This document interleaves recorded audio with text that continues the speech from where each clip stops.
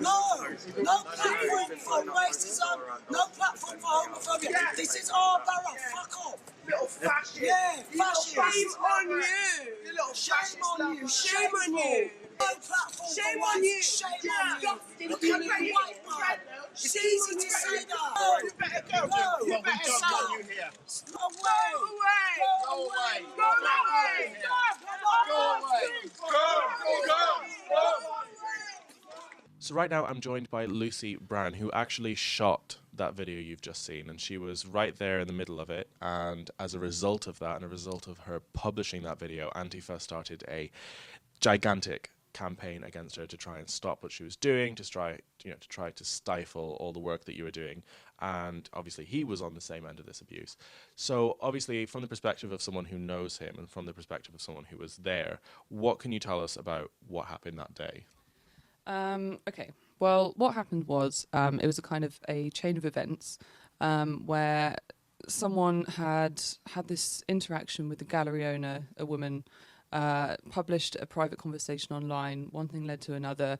They found out that there were some people that had done some interviews or some talks at the gallery. You can read it all online. There'll be more information online. But put it this way, it was kind of a Chinese whispers. And then before you know it, it was a bit of a witch hunt.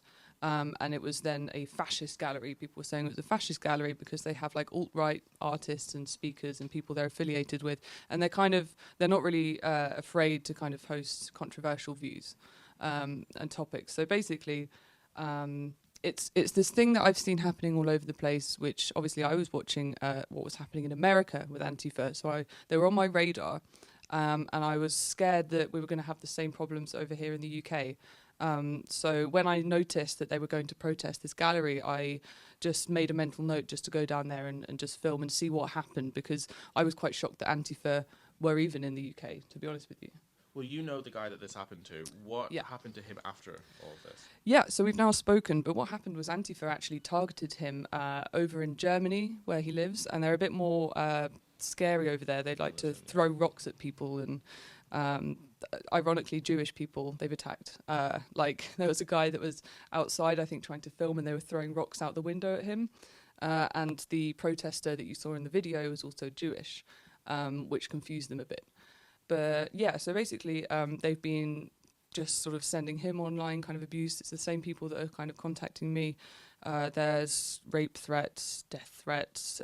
They've published my address, my work address online. They're telling people to watch out for me. They're calling me a fascist, a Nazi, all these things. So it's not very nice. Yeah. So obviously the video that everyone's seen is only around 2 minutes long. Did you see or film anything that wasn't shown in that clip? Yeah, there are some things you don't see in the shorter version, which has gone viral. The fact that he says he's Jewish. You don't see someone comes out who has no idea what's going on, that just lives next to the gallery, and he's just putting his bins out, and he actually notices what's happening and sort of stands near the protester because he's not sure, but he just sees this mob, and this woman is shouting, "Go back where you came from," and things like that. So there's this kind of, I don't know, bit of a guardian angel type figure as well. And then at the end, I whisper to him, "Don't worry, it's all on film." And I think that at that moment, one of the people that was probably Unite Against Fascism or one of these like similar groups says, he basically comes over to me. You can't see it in the video, but I walk off and then I ask him what side he's on or something. I didn't know very much about any of this. So he said, "I'm red as fuck." And I said, "What does that mean?" Because I didn't know that meant communism. But basically he says, "You're in trouble, aren't you?" And I say, "Why?" And he goes, "Well, you're a Nazi." And it's a grown man. And then there's another guy to my other side who, basically asks if I'm from Breitbart. And I don't know, it was quite scary. It was quite scary. And then after that, I left because I felt unsafe and I felt like I'd been outed. They were upset because I was wearing a balaclava, but I was wearing it to blend in because, I don't know, and I was a bit scared of them. It was a very tense atmosphere there. It wasn't a very nice atmosphere. And as I left, there was a man on the corner that was actually, I think, maybe watching me. I'm not sure, watching me leave, but then luckily some police were walking past at that time, and then I just mentioned to them that someone had kind of threatened me a bit, and then I went home and just sort of had to calm down because it was quite a stressful event. What happened to you after you went home and uploaded all this? I put it online, and it sort of got a bit of momentum. This was back in February, so it's funny that it's had a sort of resurgence, but I think things tend to spread easily on Twitter, so someone's obviously picked it up and shared it, and I was quite happy because of the nature of viral videos, it's now spread to people like Paul Joseph Watson, Milo, and people like that, which is great. But after filming it, I've had quite a lot of scary kind of people messaging me pictures of knives, stabbing Pepe, and saying that I should have a murderer come to my house to do some free speech to me at 3 a.m, saying that I shouldn't be the next victim of a grooming gang or something like similar like that. So somewhere there's a 60-year-old man telling me that I should be raped because I filmed that. That's insane. So who actually is this guy? Like, where does he come from? Did he just turn up? Well, he works in the art world. I actually don't know him that well, but we've since been in touch, and we actually talk quite often because it's become this big thing, and we're going back and forth. He doesn't really want to be sort of too visible, if you know what I mean. He wants to still keep his private life. So he's just grateful to see what's happened with it, but we just chat on the down low and stuff, but he's very aware of how popular it is, and he's very grateful for what's happened. But basically, yeah, he works in the art world, and he just saw these problems where there's like censorship and ideas not being discussed openly and being censored. Repeating myself. Should I go back? So why did you actually go there and film it? Well, I've, like you and like most people online that are red-pilled, have seen the stuff that's going on with Antifa abroad, and we haven't had too much of it here. And I think, actually, luckily, I think this video may even put a bit of a stop to it, because I think shining a light on this stuff is the best way of combating it. And for me, that punch of Richard Spencer was it was a sad sort of day for free speech, because, you know, I just thought that, I mean, there was quite a few people, well, most people were celebrating it, but lots of other people were just saying that in principle, that's regressive. Yeah, regressive. It's just getting to the point where we're no longer arguing using words, we're arguing using fists.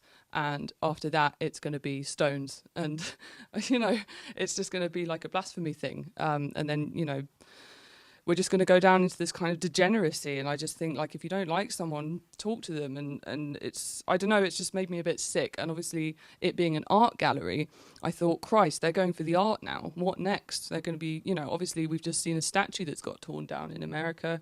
It's very Orwellian.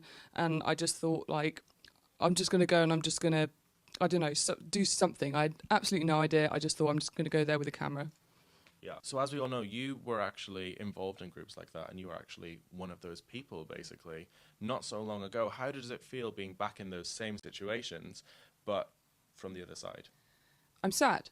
I'm sad, and I'm happy that I left, because I saw it coming. Black Lives Matter was becoming a very anti-white and, to be honest, quite racist movement. Yeah. And I just felt deep down that I wasn't happy with it, and something was wrong, and I could see it going badly. And it didn't feel like we were going to make any sort of change. It was only going to become divisive and yada yada. And then seeing that, I was very happy that I left when I did, because I had a mental line in the sand that I just said to myself, no, like, I'm not happy with being affiliated with this group. I'm not happy with it. I'm not happy to stamp my name on it, basically. So seeing what it's become, which is essentially a mob, it's just quite upsetting to see. And I mean, being there is horrible. It's just horrible. It rubs off on you. You can feel the hatred coming out of these people. And obviously that anti-white stuff, you can see that woman says, "Look at you, white man." That's where it leads to. It's not just, oh, haha, white people are bad. It's going to lead to people like him being pushed around. So it's one thing to, yeah, it just leads on. Okay, haha, Richard Spencer got punched. What next? And now you're getting people being shot, stabbed. It's a domino effect. So you kind of have to draw the line and say, no, this isn't how we're going to act. Yeah. If there's no room left for dialogue, then what are we? We're just animals. So thanks for talking to us. And if you want to see the full video, it will be posted on Lucy's channel. And is there anything else you'd like to add? Yes. The free speech hero, the protester. He actually wrote a very long and detailed article explaining the background of why he was there, the gallery, etc. So if you want to have a look at that, I'll put it on my Twitter, and it's a great read. Thanks for watching. If you like that and you want to see more, then click like and subscribe.